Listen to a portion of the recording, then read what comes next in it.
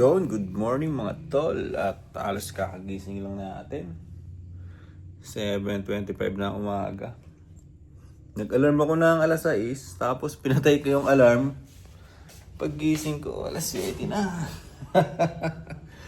Ay! Mag-aano sana ako. Plano ko sana maglinis. At hindi ko alam bakit namatay yata yung mga halaman dito. Binuhusan ko lang naman ng abono yan nung nakaraan eh. Tignan niyo mga tol. Ito yung mga halaman natin oh. Nalanta sila.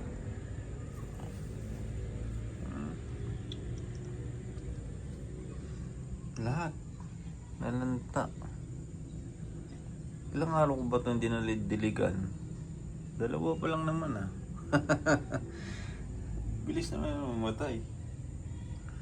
Lanta na to. O nagpapalit sila ng dahon. Buusan pa kaya natin.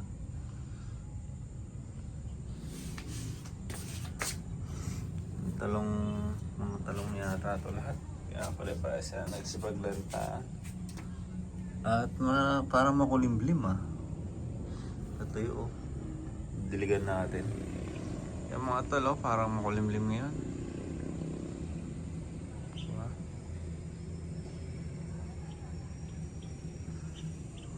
Uulan na naman yata. Ito ang gusto kong linisin dito ngayon.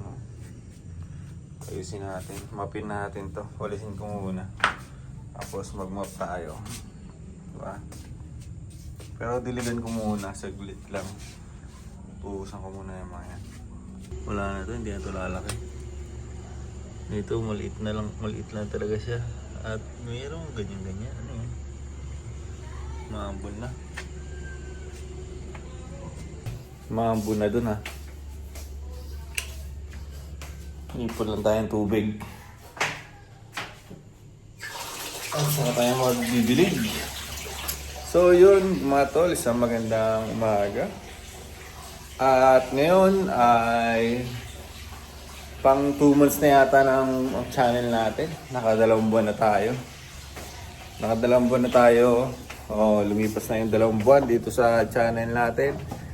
Yung nga, sa 2 buwan natin sa channel mga tol ay nagkaroon na rin tayo ng watch hour ng konti. Nasa 500 na rin.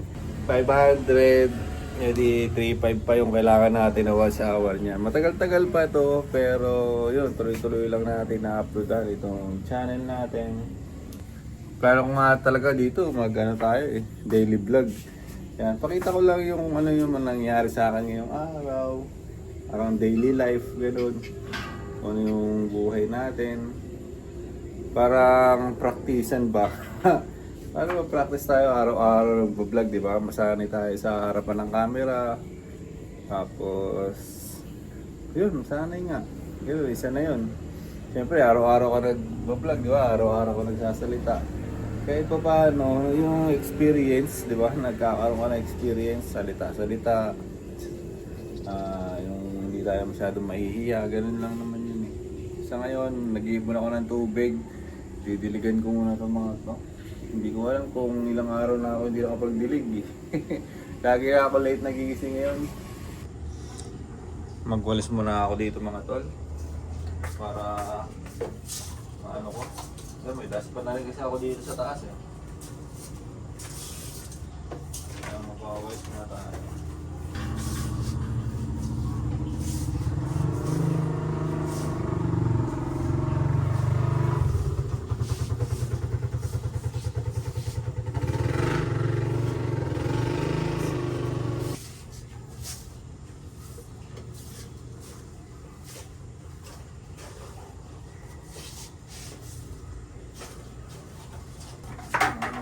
Dito.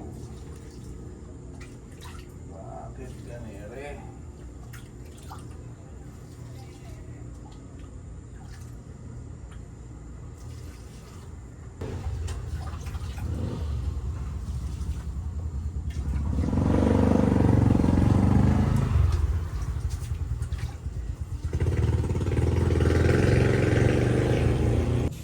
Plano ko nga rin pala bumili pa na isa pang ganito. Isa pang sampayan. Dito ko naman ilalagay sa kabila. Ayun, sa kabila. Para parang isang mahaba sila, di ba? Maganda kasi ito, matibay ito eh. Saka hindi siya nangangalawang oh. Ilang ano na ito na naulanan. May kalawang naman dito konti. Pero maganda siya. Hindi siya basta-basta nangangalawang. Magkano bili ko dito ba? 1.5. Mura lang to eh. Saka ano to talaga. Ginawa talaga niya. Winelding niya, ginanyan niya. Doon pa sana, isa pa sana doon. No? Para kung sakaling nandito na si baby, di ba? At least meron kami sampayan. Meron pa naman doon eh. Yan o. Yan para sa loob na yan, di ba? Para kung sakaling magsampay ka na, para hindi maulanan. Tayosin ko muna yung winakalis ko doon.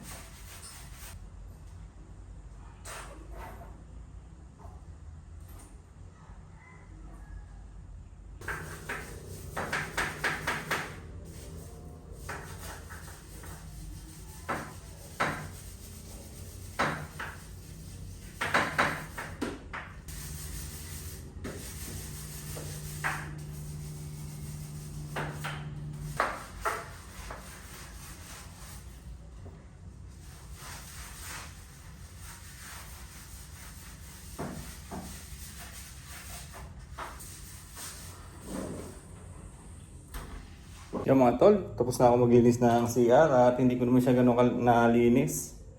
Kasi hindi bumababa yung tubig eh. Yung tubig nandito, pinagdadaspan ko lang. Hindi na siguro ako maliligo dito. Hirap linisin. Yung mga paninta ko dito na sapatos, hindi ko na naasikaso. Ilan pa to? Diba? Yung iba, pinamimigay ko na lang eh. Pinamigay ko sa mga kapatid ko. Diba? Yung nakaraan, birthday ni Kim. Binigyan ko siya ng dalawa. So, meron pa dito size 43, 36, 43. Okay pa yan. Mga size 43. Bibenta pa natin yan bago magpasko. I-bargain natin.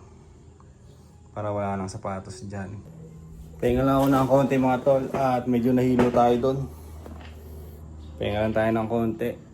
Ay, doon na lang ako sa baba maliligo nito. Hindi na ako maliligo dito. Ang hirap niya linisin. So yung mga tol, kamusta? Kamusta kayo dyan? At ako'y magpapahinga na muna. Tapos mamaya ibababa ko yung mga basura ko. Tapos maliligo na. Mag-open na siya. Papasok na tayo sa trabaho. At yun na muna yung nagawa ko ngayon. Bukas na naman ay maglilinis na naman ako dito. At busy rin kasi yung ano ni baby, yung anak niya. Yun sana yung makakasama ko dito maglinis eh. Para mag-general cleaning kami. Ganon. Linisin namin yung bahay. Kaya ngayon pa lang kinukunti-kunti ko na siya.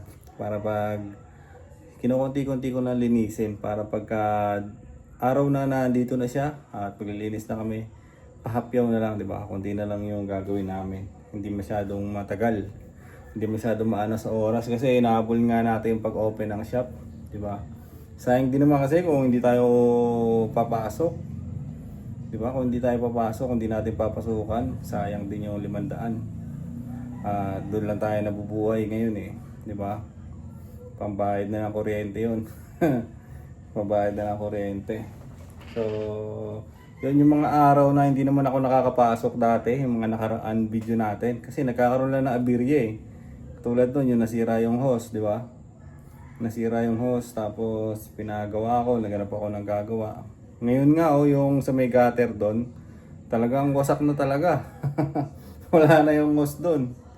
Pero nyo, kung hindi ko pa pinaayos nun, di ba? Tapos, papaano ko na lang ulit yun, tawag dito. Papasimentohan, ay gastos rin, di ba? Parehas lang. At least ngayon, hindi ka na mangangamba na dinadaan-daanan yung hose mo.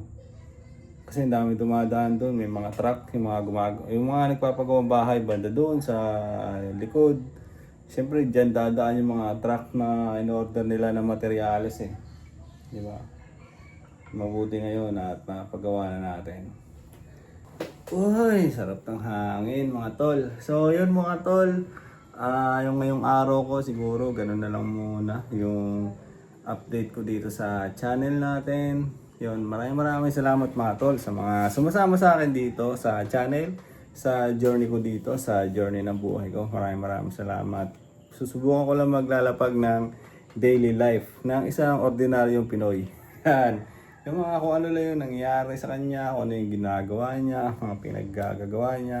So yun, dahil nagsabi nga ako dito na tatargetin natin na makaipon tayo ng 1 million next year.